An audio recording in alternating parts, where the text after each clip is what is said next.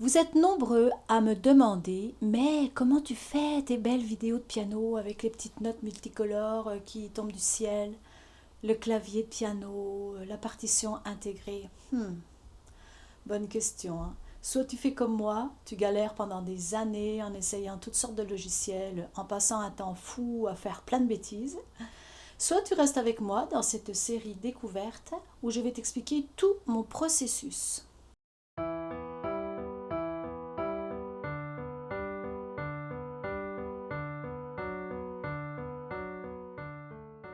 En un clin d'œil, tu feras aussi bien que moi. Et qui sait, peut-être voudras-tu créer ta propre chaîne YouTube. Je suis Fabienne et ici tu es sur Madame Fabienne présente. Commençons par le premier logiciel, Sibelius. Et dès l'ouverture, tu as droit à une véritable envolée musicale.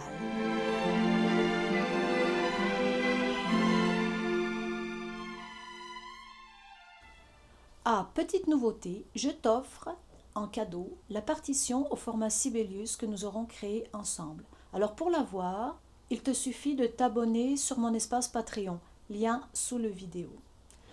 Tu as un premier niveau d'abonnement gratuit qui t'ouvre droit à des partitions, notamment celle de mes arrangements sur Madame Fabienne Présente. Ne pars pas tout de suite parce que ce qui est véritablement intéressant avec le logiciel Sibelius, et c'est là qu'il écrase tous ses concurrents, notamment MuseScore, ce sont ses fonctionnalités d'exportation qui sont absolument géniales. On verra ça à la fin du tutoriel.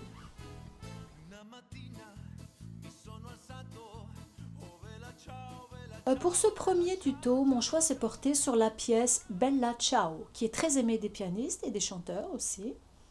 Donc, j'ai commencé par vous écrire un petit arrangement. Et l'arrangement, croyez-moi, ce n'est pas un détail. On aura, j'espère, l'occasion de s'en reparler. Donc, je vous écris un petit arrangement, tranquillement, à la main.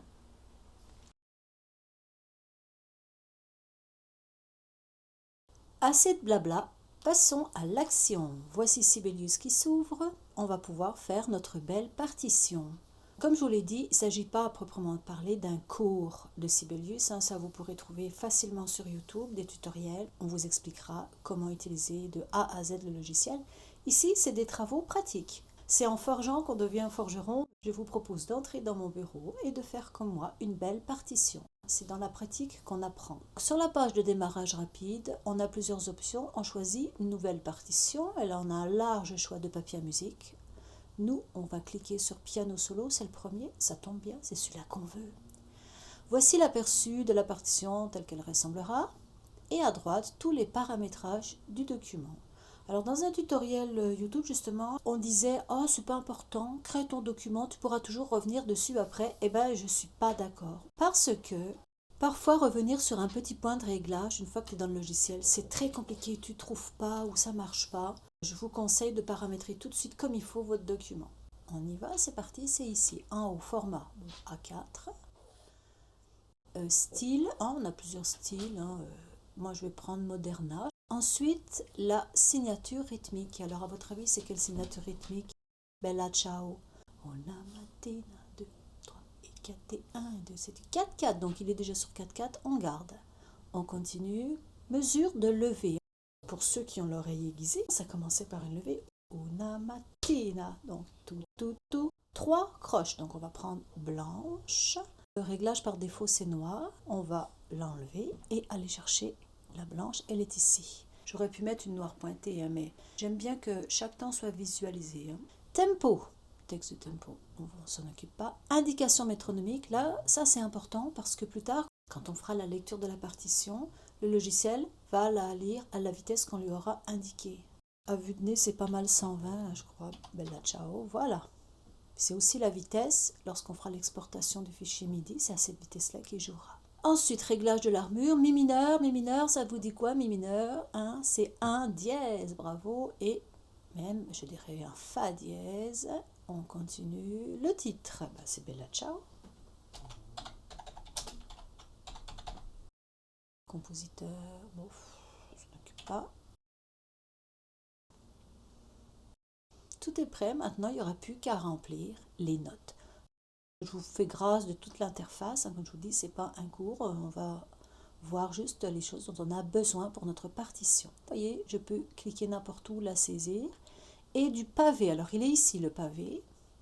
Hein, c'est les notes qu'on va pouvoir remplir. Et ben, on a tout ce qu'il faut. Et c'est parti, mon kiki. Allons-y pour notre belle partition. Évidemment, on va la sauvegarder. En haut, fichier, sauvegarder. Elle t'ouvre une fenêtre, ça c'est habituel. Commençons par notre petite levée. Elle est ici, tu vois, donc c'est pas vraiment la première mesure ici puisque ça a seulement 2 temps. Hein. Normalement, les mesures font 4 temps. Je vais prendre la petite partition que j'ai écrite à la main, vous voyez.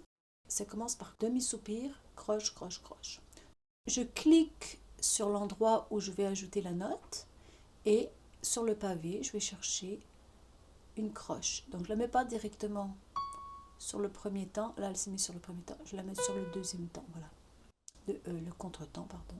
Alors, pour récupérer ma souris, c'est important, c'est ici, parce que des fois, on est tout perdu. C'est ici, vous voyez. Vous cliquez là, vous récupérez votre souris. Vous allez cliquer sur la note que vous avez, que j'ai faite par erreur, et supprimer. Voilà. Je vais utiliser maintenant les commandes du clavier parce que je trouve ça pratique. Donc, vous savez, les 4 flèches pour... Là, c'est ici qui est surligné, puis je veux me rendre sur cette note-là. Avec la petite flèche, je clique, voilà. Et on a besoin d'un mi, donc je monte. Voilà, mi. Ensuite, je veux insérer des notes ici. Donc, avec ma petite flèche de clavier, je fais ça. Et je viens rechercher une croche et un dièse en même temps. Je coche les deux. Et il va me donner ré dièse. Je continue. Do. Et là, on arrive à la véritable première mesure. On a une blanche. Donc ici, je vais chercher blanche. J'ai une souris qui est un petit peu fatiguée, donc des fois. Si, voilà. Je continue. Petite flèche à droite, j'arrive ici. Alors, je clique sur croche. Hop. Vous voyez, il subdivise. Petite flèche pour... C'est ici que je vais placer ma note. Un là. Donc, je vais chercher là. Sol, fa, j'arrive ici, il me faut une blanche.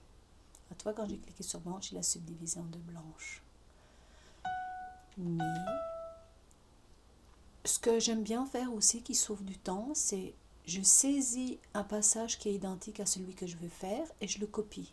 Je clique sur le mi-soupir, ensuite sur mon clavier majuscule, ça le saisit, je fais copier, je clique ici, et je fais coller.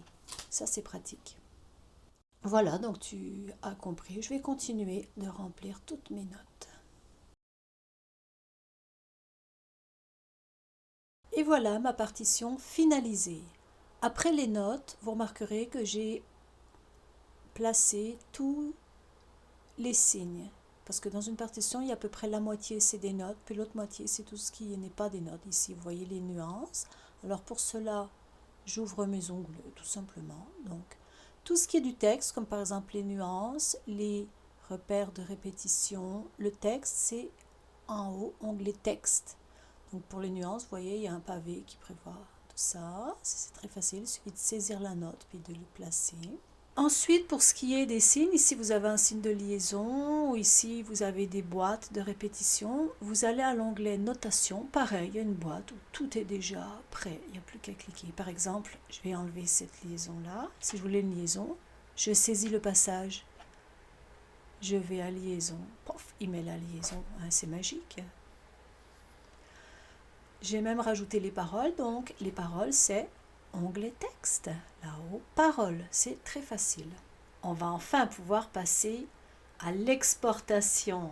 Mais avant ça, je vous propose de faire une lecture auditive de la partition pour nous assurer qu'il n'y a pas de fausses notes. On ne va pas tout écouter, mais juste pour vous montrer. On va à l'onglet lecture. Comme j'aime bien voir le petit piano, je retourne à l'onglet affichage, panneau, clavier. Vous voyez, comme ça on va voir le petit piano jouer en même temps. Mais il n'est pas aussi beau que celui de Synthesia, mais je vais le faire quand même. On y va. Lecture.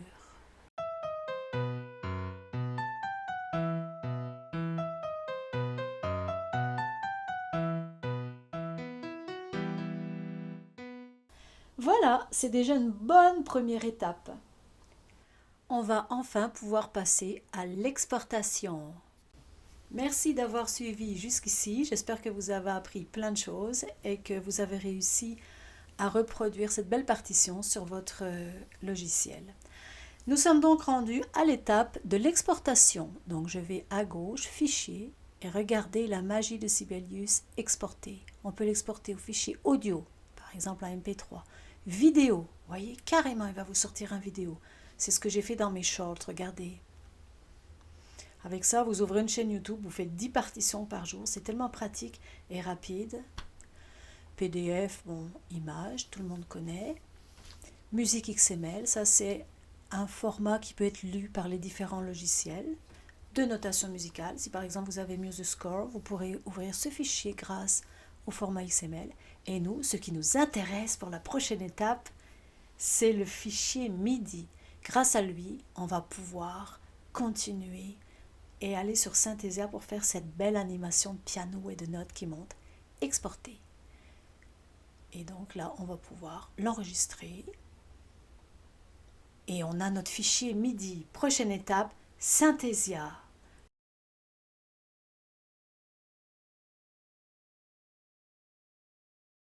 Eh bien, merci d'être resté jusque-là. Et n'oubliez pas de vous abonner et de me dire en commentaire ce que vous aimeriez découvrir dans nos prochains tutos.